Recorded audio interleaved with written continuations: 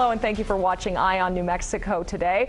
For On Your Side investigator Chris Ramirez is joining me to talk about some of the big investigations he and the For On Your Side team have been working on most recently in the last couple of months here, and some updates on some of the investigations you've seen. Yeah, Thanks first of all, being here. it's so good to be back here with you, and so good for you to be back from your maternity leave. Thank you. I've missed seeing Chris the first day I've gotten to see him, so yeah. And while you were gone, like you mentioned, we were really busy in the For On Your Side office. We had a lot of stories since the new year, a lot of stories that both Ryan Luby and I have broken, and so we're really excited to show you these. Yeah, and get some updates on them. Well, first off here, you know, for the past year or so, we have reported on developments surrounding the death of Ashley Browder. Investigators say off-duty police officer blew through a stoplight in his police cruiser and killed Ashley. Yeah, Nicole, she was only 21 years old and a member of the National Guard. We uncovered some shocking video of an incident at that very same intersection. Using the word tragedy understates what happened at the intersection of Paseo del Norte and Eagle Ranch. Reports state that APD Sergeant Adam Casaus was speeding in his cruiser February 10th, 2013, around 2:30 in the morning. He ran a red light and smashed into the SUV that Ashley Browder was riding in. Ashley was killed. Sergeant Casaus was fired and criminally charged for Browder's death. The only thing that had stopped the officer that night that Ashley was killed was the fact is that he hit her. Fast forward 1 year. This memorial stands at the intersection where Ashley was killed. A videographer wanted to document the scene exactly 1 year later. While I was shooting the footage of a cross that they had just recently put up at the intersection there, I heard a car accelerating from behind me. Wow. As I turned, I saw it was a APD car. The time was 2:44 a.m. Look closely. That police officer ran a light that is clearly red. It's like, oh my gosh, they haven't learned? We took the video to APD Chief Alan Banks. But a lot of people have talked about the culture of the Albuquerque Police Department and how we have this culture where a lot of officers think that they're above the law. And this looks like an example of that culture that people talk about. Would you agree with that? No, I wouldn't agree because we don't have all the facts in this. Is it troubling? Absolutely troubling video. But we're not 100% sure that this is an Albuquerque police officer vehicle. Chief Banks points out that Rio Rancho and Santa Fe police departments now use Dodge Chargers with black and white markings, very similar looking to what APD uses. If it is one of ours, then we definitely will follow up on it and hold that officer accountable for his or her actions. The video quality does not clearly show the markings even when it is zoomed in, but the video clearly shows that whomever this officer is running a red light without lights and sirens, violating APD policy and breaking the law. We have a police officer doing almost the exact same thing. That's disturbing. That should never happen. Should never happen. Every officer in the department, especially with the Albuquerque Police Department, should know at that intersection that a girl had died because an officer ran that red light. Chris Ramirez, For On Your Side.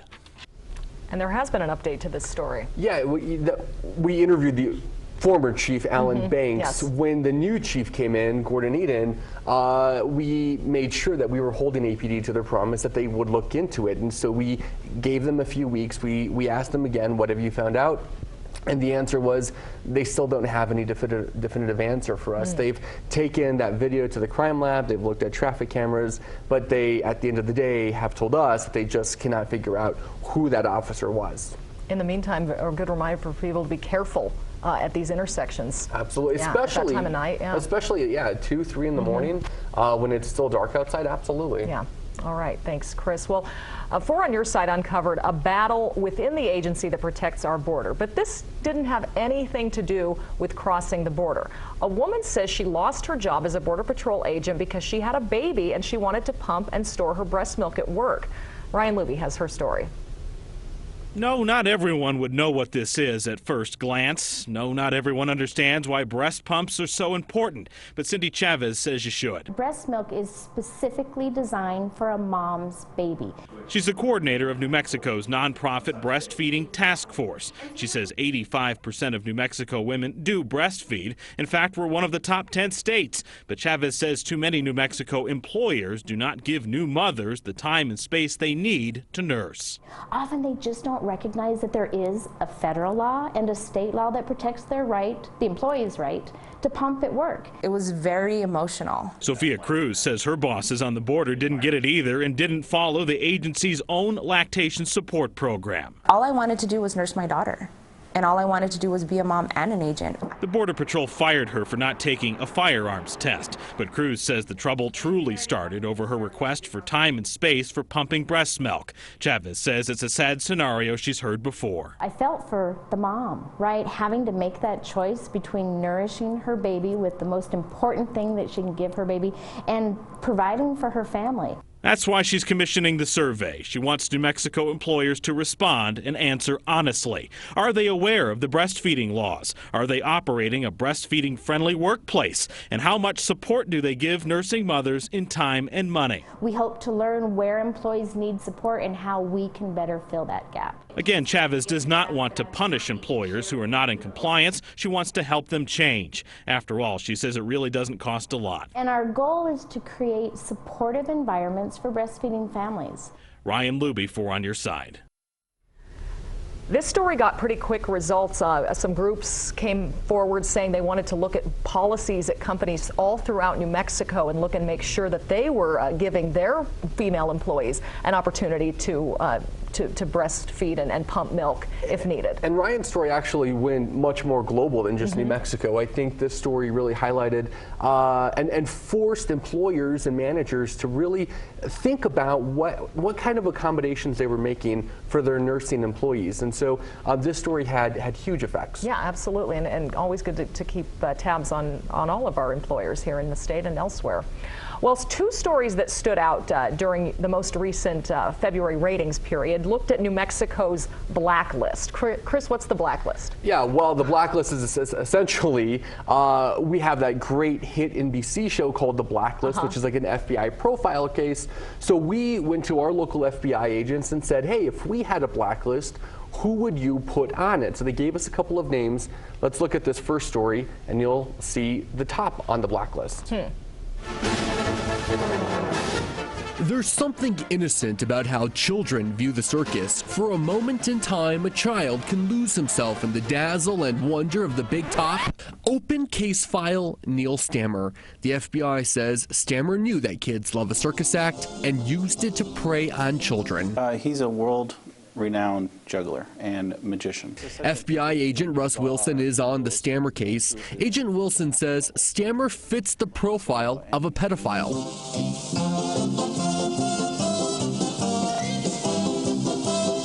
This is Stammer, an old video we found online. His juggling and tricks with the devil sticks are enough to get the attention of any child.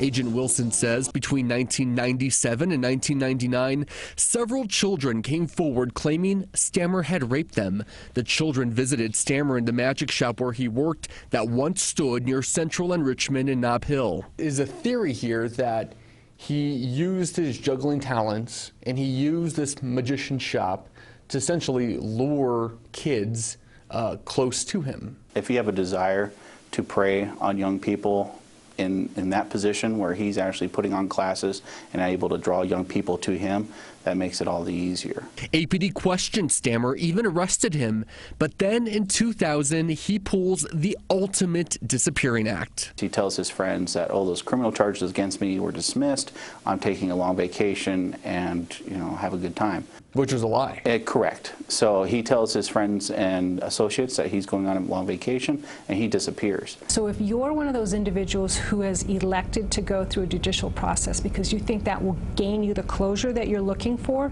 and then it doesn't happen, I would suspect that that's very difficult for those individuals. Teresa DeAnza works with rape victims. She argues the victims here got robbed of any sort of justice, and as the FBI will tell you, tracking him down is tough. Agents believe he may be in Europe, specifically in Iceland, Germany, or the Netherlands. The rumors are that he knew 11 different languages. And is likely using an alias. Individuals who experience this kind of trauma will not heal unless the community helps them to heal. In this case, the first step comes by finding Stammer and holding him accountable for the crimes he's accused of. Neil Stammer is in Europe doing his circus acts and still preying on children. It's a very good possibility. If someone has a interest in preying on small children for sexual gratification, that's something that just doesn't go away. One of the reasons the FBI wanted to get this story out is because here in New Mexico we have a really large business community, a large military community who do a lot of traveling in Europe. And so they were hoping that because they suspect that he's somewhere in Europe, that maybe our military community, while they're stationed over there, would perhaps see something or hear something that might help the FBI agents here in New Mexico. You don't think about all these cases sometimes that have gone on for years, and these people just out there and essentially cold cases that they're still trying to solve. Yeah, and you know, this guy isn't a violent offender, but the crimes that he's accused of are pretty heinous. They're terrible crimes, and I think it's only fair for those alleged victims to get some sort of justice here, and I think that's where the FBI comes in, trying to get that justice for them. All right, well, we're going to take a quick break here, but when we come back, we'll talk more with Chris and show you some of the other investigations our 4 on Your Side team has done recently, and some updates on cases as well.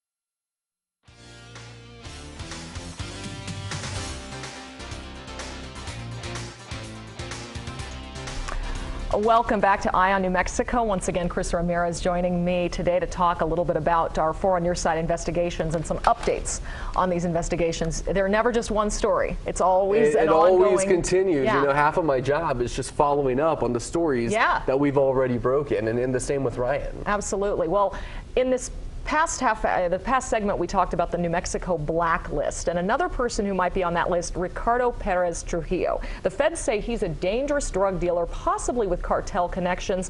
For On Your Side investigator Ryan Luby has a look at what he did and how close he could be.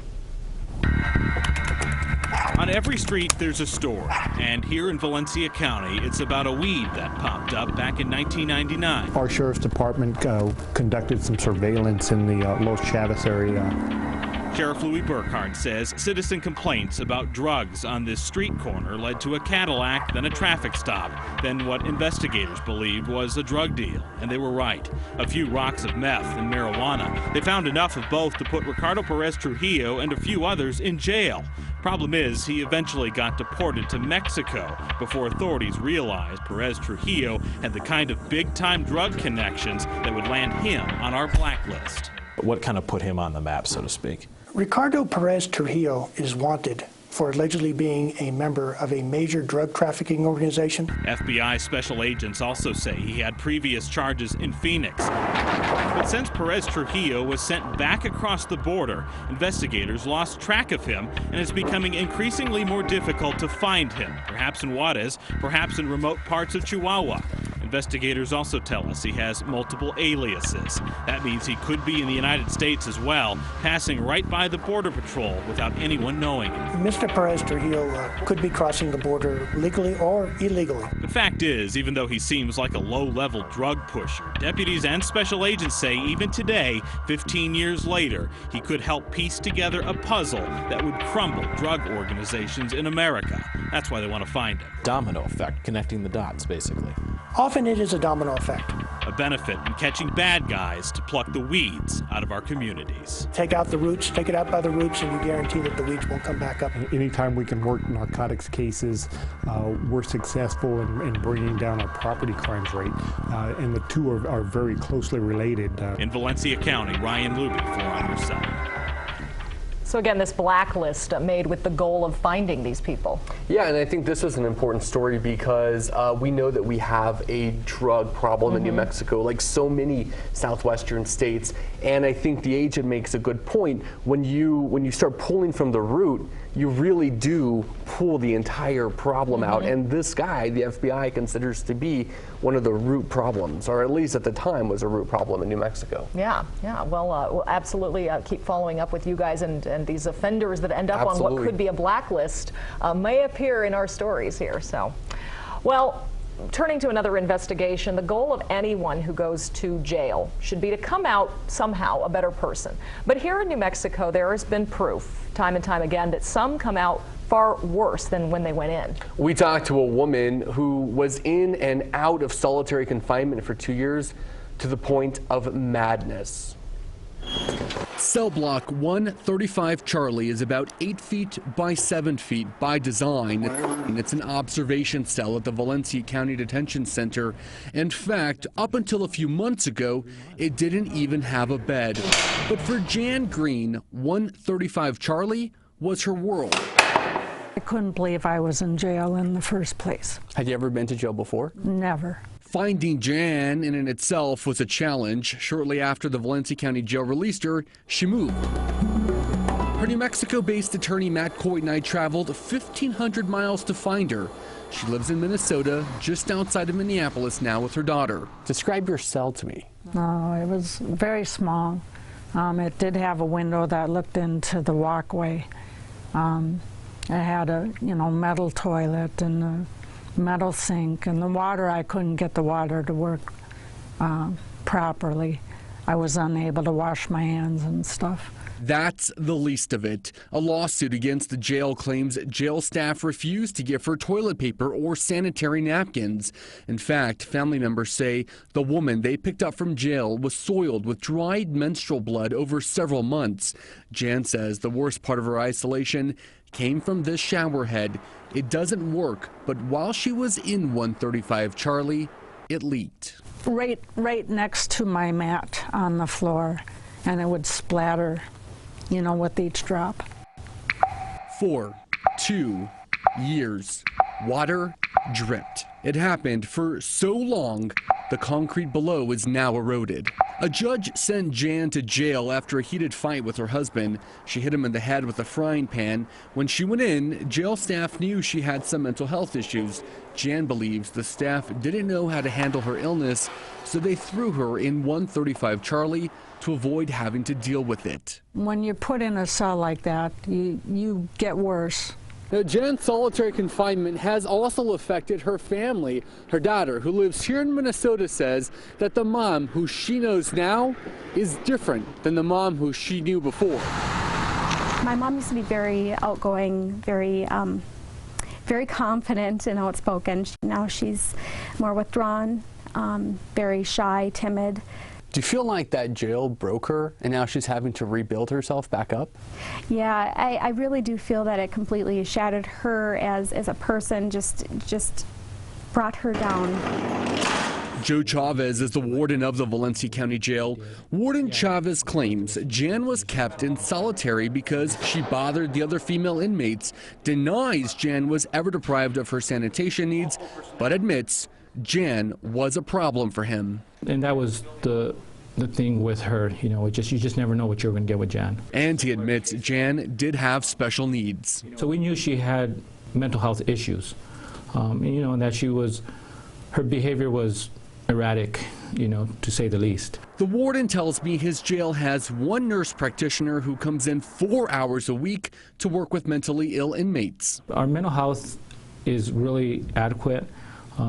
I just think we lacked, you know, our mistake was the lack of documentation showing that, you know, we actually did provide very good care for her. And just to kind of repeat what you said that you have a nurse practitioner who comes in 4 hours a week and isn't very good at documenting what she does. No, I don't want to say that. It's a psych nurse practitioner. Yeah, it's a psych nurse practitioner. She'd come in, and when she would see, yeah, it's documented, but when they would go to the back to do a booking intake, to do an assessment on other inmates, you know, they would just stop by, hey Jan, how you doing? And all that wasn't documented. All that everyday stuff.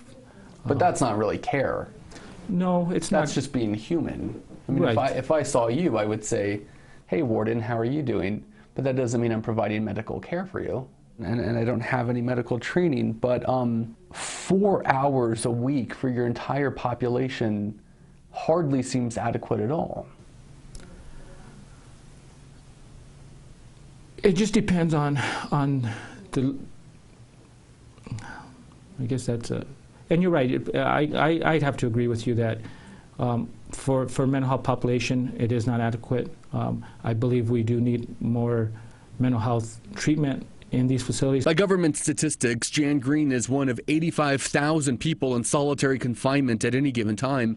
She was also part of the 1/3 jail population suffering from a mental illness.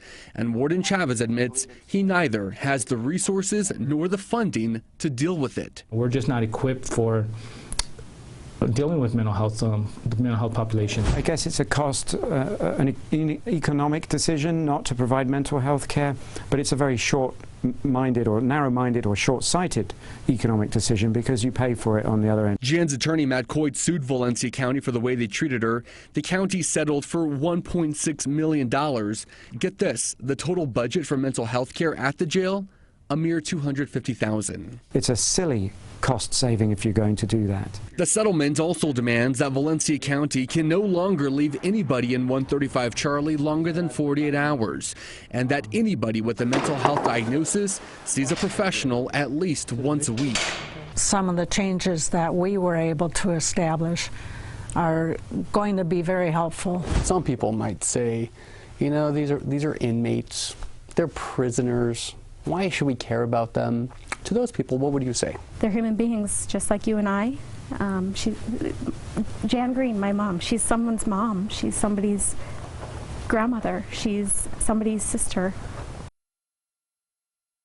Nicole, there's a lot of layers in this story, but I think the thickest layer is the fact that we highlight and expose that we have this robust mental health population in our correction facilities across the state, and we are not equipped to handle their needs. And so as a result, they get worse. They spiral into these terrible places.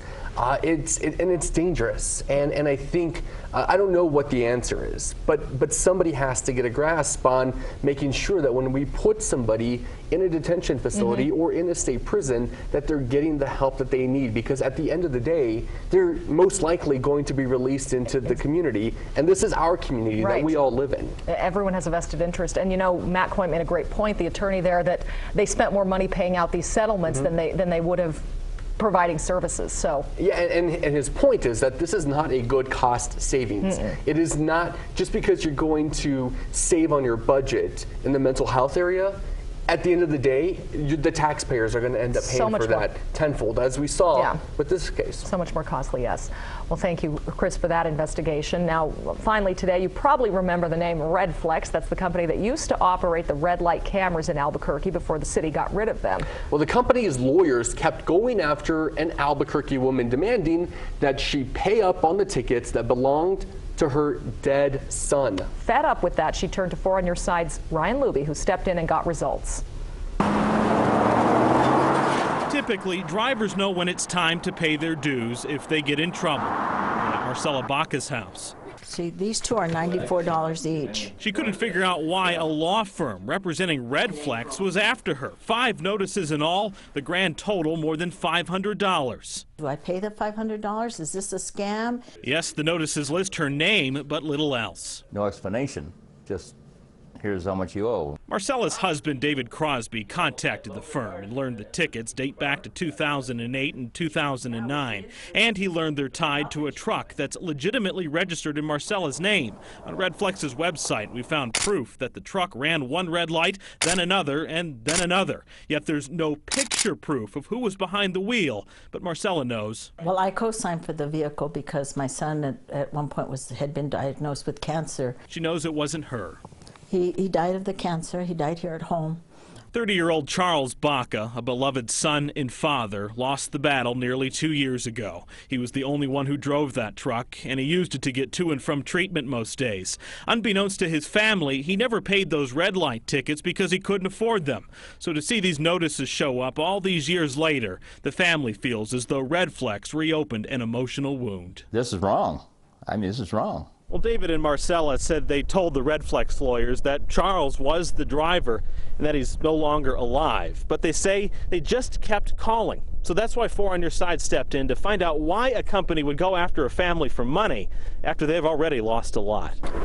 Through email, we got a hold of some of the key people at Redflex. They, in turn, got us in touch with the man who's in charge of the company's accounts, who agreed to listen to David and Marcella's story. Actually, I still am supporting my daughter-in-law and her 2 kids. The man on the phone explained that Charles Baca had actually racked up 9 unpaid tickets, not 5, with late fees. It added up to more than $2,100. A lot of money that David and Marcella, who live off of just one income, could never afford to pay either. Based on those circumstances, I'm going to go ahead and dismiss all of these violations,